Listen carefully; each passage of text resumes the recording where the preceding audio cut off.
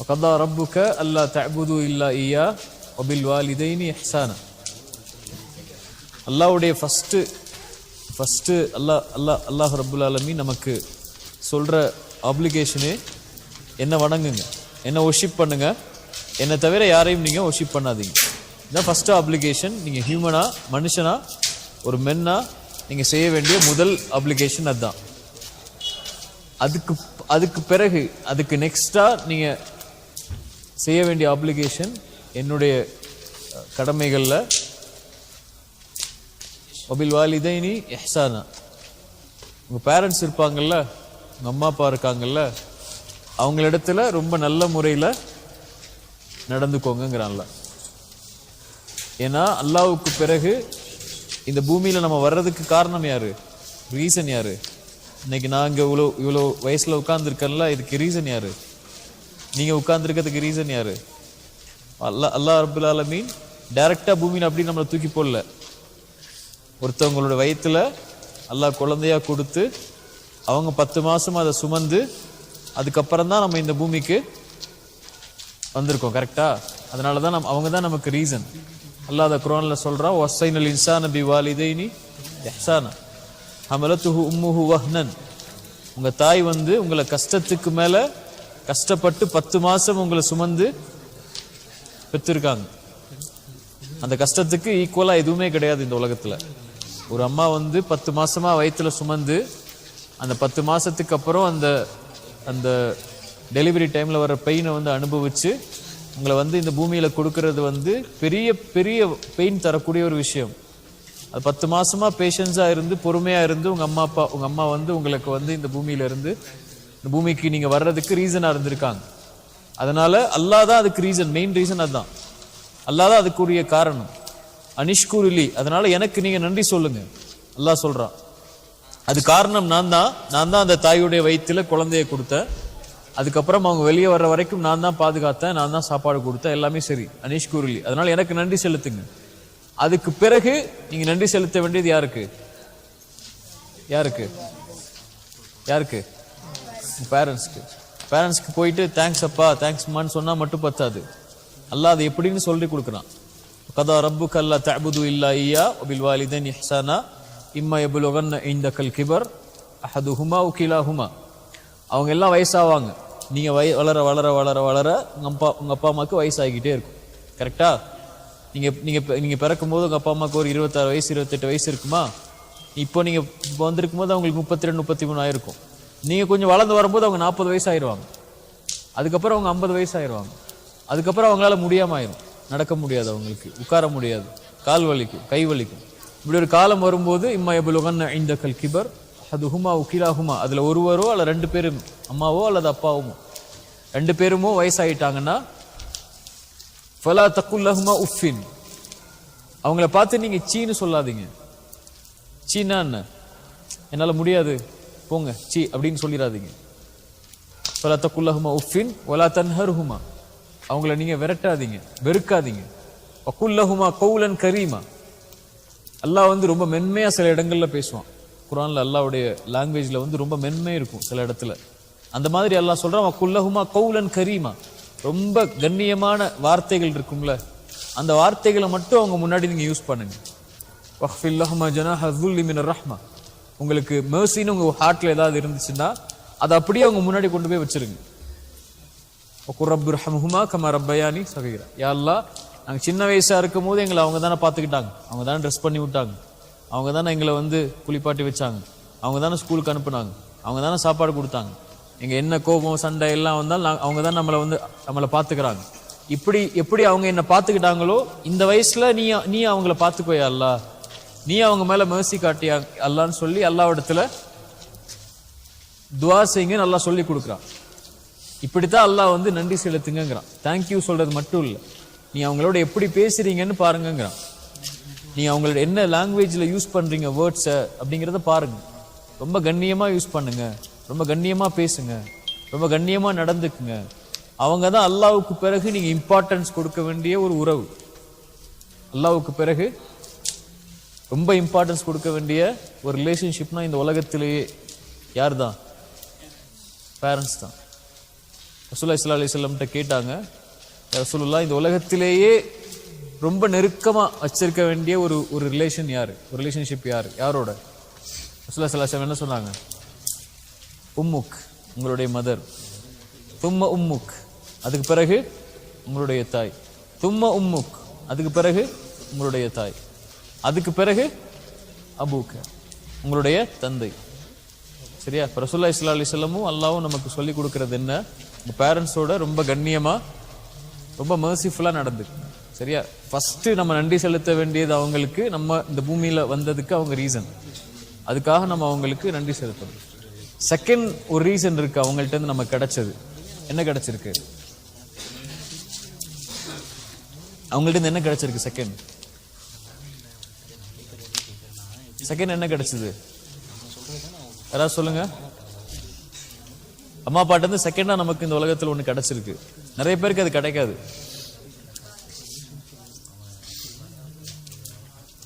என்ன கிடைச்சது? இந்த ஃபெய்த். ரசூலுல்லாஹி ஸல்லல்லாஹு அலைஹி வஸல்லம் சொன்னாங்க, எல்லா குழந்தையும் அல் ஃபித்ரா, இயற்கையா தான் பிறக்குது, முஸ்லீமா தான் பிறக்குது. அல்லாஹ் ஒருவனா மட்டும் வணங்குறதுக்கு தான் பிறக்குது. கிறிஸ்டினாவோ ஜீவாவோ எந்த குழந்தையும் பிறக்கிறது இல்லை. யார் மாத்திரா? அவங்களுடைய பேரண்ட்ஸ் தான் மாத்திடுறாங்க. ஜீவாவோ கிறிஸ்டினாவோ அல்லது வேற ரிலீஜனை ஃபாலோ பண்றாங்களாவோ. நம்மளை எதா ஆக்கியிருக்காங்க? அவங்க முஸ்லீமா ஆக்கியிருக்காங்க. யார் மூலியமா? அல்லாஹ்வுடைய ஹிதாயத் மூலியமா நம்மள முஸ்லீமா ஆக்கியிருக்காங்க. இந்த உலகத்துல நம்ம அம்மா அப்பாவுக்கு எதுக்கு நன்றி செலுத்தினாலும் செலுத்தாட்டாலும் பிரச்சனை இல்லை. ஆனா இந்த ஒரு விஷயத்துக்கு நன்றி செலுத்தாம இருந்தா அதை விட பெரிய ஒரு நஷ்டம் இல்லை. நீங்க வாழ்க்கை ஃபுல்லா சுஜூது செஞ்சு அல்லாஹ்வுக்கு நன்றி சொன்னாலும் இந்த ஒரு நன்றிக்கு ஈடாகாது. அம்மா அப்பா நமக்கு வெல்த் கொடுக்காம இருக்கலாம், அல்லது பெரிய வீடுல நம்ம தங்க வைக்காம இருக்கலாம், அல்லது பெரிய பெரிய கார்ல நம்மளை கூட்டு போகாம இருக்கலாம். ஆனா நமக்கு அம்மா அப்பா கொடுத்ததுல பெரிய வெல்த் என்ன? இந்த ஃபெய்த், இந்த லா இலாஹ இல்லல்லாஹ்ங்கற கலிமால நம்ம இருக்கிறதுக்கு அல்லாஹ் வாய்ப்பு கொடுத்ததுக்கு அவங்களும் ஒரு ரீசன். சரியா? அதுக்காகவும் அவங்களுக்கு நம்ம நன்றி சொல்லணும். எதுக்கெல்லாம் நன்றி சொல்லணும்? ஃபர்ஸ்ட் விஷயம் என்ன? இந்த பூமியில லைஃபை நமக்கு கொடுத்ததுக்கு. ரெண்டாவது விஷயம் என்ன? ஃபெய்த். எப்படி தேங்க்ஸ் சொல்லணும்? தேங்க்யூங்கிற வார்த்தையில மட்டும் இல்லை, எப்படிலாம் ஆக்ஷனா இருக்கணும். அது அவங்கள்ட்ட பேசுறது கண்ணியமா பேசணும். அவங்கள்ட்ட யூஸ் பண்ற வேர்ட்ஸ் ரொம்ப கண்ணியமான வேர்ட்ஸா இருக்கணும். அவங்க முன்னாடி நம்ம இருக்கும்போது கண்ணியமா உட்கார்ந்து இருக்கணும், கண்ணியமா நடந்துக்கணும். ஏன்? இது யாருடைய கட்டளை? இது அல்லாஹ்வுடைய கட்டளை. அவங்களுக்காக அதிகமா துஆ செய்யணும். இந்த ஒரு கேரக்டர் நம்ம லைஃப்ல இருந்துச்சுன்னா, நம்ம லைஃப்ல எவ்வளோ பெரிய இது இருந்தாலும் அல்லாஹ் நம்மளை காப்பாத்திடுவான். இந்த ஒரு கேரக்டர் இருந்துச்சுன்னா நம்ம லைஃப்ல எவ்வளோ தூரம் போனாலும் அல்லாஹ் நம்மளை பாதுகாத்துக்கிட்டே வருவான். சரியா? இந்த ஒரு கேரக்டர் இல்லைன்னா, இந்த ஒரு வொர்ஷிப் இல்லைன்னா அல்லாஹ்வுக்கு செய்ய வேண்டியதுக்கு அப்புறம் அல்லாஹ் நம்மளை பாதுகாக்கவே மாட்டான் எந்த இடத்துலையும்.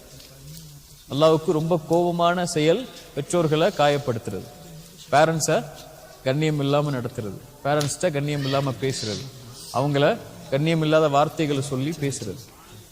சரியா? ஒரே ஒரு சம்பவத்தை சொல்லவா? ரசூலுல்லாஹி ஸல்லல்லாஹு அலைஹி வஸல்லம் சொன்னாங்க, ஒரு 3 பேர் ஒரு இடத்துக்கு போறாங்க. இடத்துக்கு போகும்போது மழை பெய்யுது. இப்போ என்ன பண்றாங்க? ஒரு குகைக்குள்ள உள்ள போயிடுறாங்க. குகையுடைய கதவு காத்துல மூடிடுது. திறந்து பார்க்குறாங்க, புஷ் பண்ணி அவங்களால திறக்கவே முடியல. 3 பேரும் டிசைட் பண்றாங்க, இப்போ நம்ம திறக்க முடியாது, அல்லாஹ் நினைச்சாதான் திறக்க முடியும். நம்ம அவன்கிட்ட கேட்போம், நம்ம என்னென்ன நல்லதெல்லாம் செஞ்சிருக்கோமோ அதை சொல்லி கேட்போம். எல்லாம் நான் இதை செஞ்சிருக்கேன், எனக்கு இது ஹெல்ப் பண்ணி அல்லா, இதை செஞ்சிருக்கேன் அல்லா, ஹெல்ப் பண்ணி எல்லான்னு கேட்போம். அப்படின்னு 3 பேர் முடிவு எடுக்கிறாங்க. அதுல ஒருத்தர் என்ன முடிவு எடுத்தாரு? நான் கேட்கிறேன்னு சொல்லி கை தூக்குனார் அல்லாட்ட.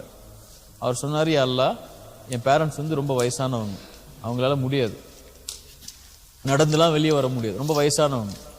நான் தான் போய் காட்டுக்கு ஃபாரஸ்ட்டுக்குள்ள போய் இந்த கட்டையெல்லாம் வெட்டி நான் அதை செல் பண்ணி அதுலேருந்து வரக்கூடிய காசை வச்சு ரொட்டி, இந்த மாதிரி சப்பாத்தி, இந்த மாதிரி ரொட்டி இதெல்லாம் வாங்கிட்டு வீட்டுக்கு போய் கொடுக்கணும். எனக்கு ஒய்ஃப் இருக்காங்க, பிள்ளைங்கள்லாம் இருக்காங்க. ஆனால் நான் என்ன செய்வேன்? வீட்டுக்கு போயிட்டு அவங்க சாப்பிட்டு அதுக்கு பிறகுதான் என்னுடைய ஒய்ஃப்க்கோ என்னுடைய சில்ட்ரன்ஸ்க்கோ நான் கொடுப்பேன் சாப்பாடு. ஒரு நைட் நான் போனேன் அல்லா, போய் பார்க்கும்போது அவங்க தூங்கிட்டாங்க. நான் சாப்பாடு எடுத்துட்டு போறேன், மில்க்லாம் எடுத்துட்டு போறேன் அவங்களுக்கு கொடுக்கறதுக்கு, தூங்கிட்டாங்க. என்னுடைய சில்ட்ரன்ஸும் பசியில இருக்காங்க, என்னோட ஒய்ஃபும் பசியில இருக்காங்க. நான் அவங்கள வந்து நான் தூக்கத்துல இருந்து எழுப்புறது கூட எனக்கு மனசு வரல, அது அவங்களுக்கு டிஸ்டர்ப் பண்ணணும்னு சொல்லி. சரியா? அதனால நான் என்ன பண்ணிட்டேன், அவங்க பக்கத்திலே உட்கார்ந்துட்டேன். அல்ல காலை ஆயிடுச்சு, அது வரைக்கும் உட்கார்ந்துருந்து அவங்களுக்கு சாப்பாடு கொடுத்து அவங்களுக்கு பால் கொடுத்து அவங்க சாப்பிட்டதுக்கு அப்புறம் தான் போய் என் ஒய்ஃப்க்கும் என்னோட சில்ட்ரன்ஸ்க்கும் நான் சாப்பாடு கொடுத்தேன். அல்ல அதனால என் துவாவை நீ ஏத்துக்கோ அப்படின்னு கேட்டாங்க. அல்லாஹ் வந்து அந்த கதவை அப்படி திறந்துட்டான். என்ன சொல்ல வர்றான் அல்லாஹ் அதுல? இதுதான் எனக்கு ரொம்ப பிடிச்ச செயல். இதை நீங்க எக்ஸாம்பிளா வச்சுக்கோங்க. ரசூலுல்லாஹி ஸல்லல்லாஹு அலைஹி வஸல்லம் சொன்னாங்க.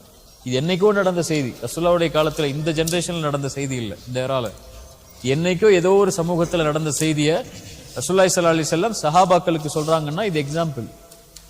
இதுல இருந்து லெசனை லேர்ன் பண்ணி நீங்க வந்து உங்க பேரண்ட்ஸ் கிட்ட எவ்வளவு கண்ணியமா நடக்க முடியுமோ நடந்துக்கோங்க அப்படிங்கறதா அல்லாஹ்வுடைய தூதர் ஸல்லல்லாஹு அலைஹி வஸல்லம் நமக்கு சொல்லி கொடுக்குறாங்க. சரியா? இந்த உலகத்துல அல்லாஹ் பக்கத்துல நம்ம போகணும்னா பேரண்ட்ஸை நம்ம பக்கத்துல வச்சிருக்கணும். அல்லாஹ் விட்டு தூரமா நம்ம இருக்கணும்னா பேரண்ட்ஸை விட்டு தூரமா இருந்தா போதும். அல்லாஹ் இடத்துல ரொம்ப கண்ணியமா நம்ம இருக்கணும்னா பேரண்ட்ஸ்கிட்ட நம்ம கண்ணியமா இருந்தா போதும். நம்ம இந்த உலகத்துல யார் நம்ம மேல சாட்டிஸ்ஃபேக்ஷனா இருக்காங்களோ இல்லையோ, யார் நம்மளை வந்து நல்ல புள்ள நல்ல பையன் சொல்றாங்களோ இல்லையோ, நம்ம மேல நம்ம அம்மா அப்பா சாட்டிஸ்ஃபை ஆயிட்டாங்க, என் புள்ள வந்து தங்கமான புள்ள, என் புள்ள வந்து இபாதத்தான புள்ள, என் புள்ள வந்து கண்ணியமான புள்ளன்னு அம்மா அப்பா சாட்டிஸ்ஃபை ஆயிட்டாங்கன்னா யார் சாட்டிஸ்ஃபை ஆயிடுவா? அல்லாஹ் சாட்டிஸ்ஃபை ஆயிடுவோம். என் புள்ள வந்து கெட்ட புள்ள, என் புள்ள வந்து பயங்கரமான தொந்தரவா இருக்கான் எனக்குன்னு அவங்க கோவப்பட்டாங்கன்னா யார் கோவப்படுவா? அல்லாஹ் கோவப்பட்டுரும். சரியா? இப்போ நம்ம எவ்வளோ மர்சிஃபுல்லா, எவ்வளோ கண்ணியமா, எவ்வளோ நம்ம வந்து சந்தோஷமா அவங்கள வந்து இருக்கும்போது பார்த்துக்கணுமோ நம்ம அவங்கள நன்றியோட பார்த்துக்கணும். சரியா? இனிமே வந்து நம்ம பேரண்ட்ஸ்கிட்ட பேசும்போது எப்படிதான் பேசணும்? பணிவுங்கிற தலையை குனிஞ்சிட்டு பேசுறது இல்லை, வேர்ட்ஸ்ல ரொம்ப கண்ணியமா பேசணும். நம்ம வேர்ட்ஸ் வந்து அவங்கள ஹர்ட் ஆகிடக்கூடாது. நம்ம சொல்ற வார்த்தை வந்து அவங்களுடைய ஐஸ்ல இருந்து டியர்ஸ் வர்றதுக்கு காரணமாயிடக்கூடாது. நம்ம சொல்லி அவங்க வந்து கஷ்டப்பட்டுறக்கூடாது. அவங்களுக்கு ஆப்போசிட்டா நம்ம ஒரு விஷயத்த இஸ்லாம்ல இல்ல, இஸ்லாமை தவிர அவங்க தொழக்கூடாதுன்னு சொன்னா நம்ம கேட்கக்கூடாது. அவங்க வந்து ஜக்காத் கொடுக்கக்கூடாதுன்னு சொன்னா நம்ம கேட்கக்கூடாது. நீ இஸ்லாமை ஃபாலோ பண்ணக்கூடாதுன்னு சொன்னா அவங்க நம்ம கேட்கக்கூடாது. நம்ம அதுல அவங்களுக்கு ஒபே பண்ண வேண்டிய அவசியம் இல்லை. எதுல ஒபே பண்ணணும்? வேர்ல்ட்லி திங்ஸ் இருக்குல்ல, இதை செய்யாத உனக்கு நல்லது இல்லைன்னு அவங்க சொல்றாங்கன்னா நம்மளை பெற்றவங்க நல்லதான் சொல்லுவாங்க அப்படிங்கிற ஒரு கண்ணியமான எண்ணத்துல நம்ம அவங்கள ஒபே பண்ணணும். இப்படி இருந்தோம்னா அல்லாஹ்வுடைய பாதுகாப்புல நம்ம இருப்போம். இந்த கேரக்டரை நம்ம கடைபிடிச்சு வந்தோம்னா நமக்கு ஒரு புள்ள பிறப்பாங்கல்ல, அவங்க வந்து நம்மள்ட்ட அப்படி நடந்துப்பாங்க. நம்ம பேரண்ட்ஸ்ட்டு ஆப்போசிட்டா நடந்தோம்னா நமக்கு ஒரு புள்ள பிறக்கும்ல, அப்ப அவங்க நம்மள்ட்ட ஆப்போசிட்டா நடப்பாங்க. அப்பதான் நமக்கு தெரியும் நம்ம எவ்வளவு நம்மளுடைய பேரண்ட்ஸ் நம்ம கஷ்டப்படுத்திருக்கோம் அப்படின்னு சொல்லி. சரியா? இந்த லைஃப்ல நீங்க எவ்வளோ தூரம் ஜேர்னி பண்ணாலும், எவ்வளோ தூரம் நீங்க வந்து ஒரு விக்டரி பாத்துல நீங்க போனாலும், இந்த ஒரு விஷயத்த மனசுல வச்சிருந்தீங்கன்னா இது என்னைக்குமே உங்களுக்கு வந்து சப்போர்ட் பண்ணும். அவங்க கையேந்தி அல்லாஹ் என் புள்ள நல்லா இருக்கட்டும் அப்படின்னு துவா செஞ்சா போதும் அல்லாஹ் ஏத்துப்பான். சரியா? அது வந்து பெரிய விஷயமா இருக்கும் அல்லாஹ்விடத்துல. இருப்போமா இனிமே இன்ஷா அல்லாஹ்? ரொம்ப கண்ணியமா நடந்துப்போமா? நம்ம ஊருக்கு போனோன்னையோ அல்லது இப்போ நம்ம வந்து செய்ய வேண்டிய முதல் விஷயம் அவங்கள்ட்ட வந்து ஃபர்கிவ்னஸ் கேட்கணும். இது வரைக்கும் முன்னாடி நம்ம ஏதாவது அவங்கள்ட்ட தப்பா நடந்திருந்தா, அவங்கள்ட்ட நம்ம தப்பா பேசியிருந்தா, அவங்களுக்கு ஹர்ட்ஃபுல்லா நடந்திருந்தா என்னை மன்னிச்சுக்கோங்கன்னு அவங்கள்ட்ட கேட்கணும். அவங்கள்ட்ட தேங்க்யூ சொல்லணும். எதுக்காக? 2 விஷயத்துக்காக. முதல் விஷயம் என்ன? லைஃபை நமக்கு கொடுத்ததுக்கு. இன்னொரு விஷயம் என்ன? ஃபெய்த்தை நமக்கு கொடுத்ததுக்கு. சரியா? ஜஸாக்குமுல்லாஹ். அஸ்ஸலாமு அலைக்கும் வரஹ்மத்துல்லாஹ்.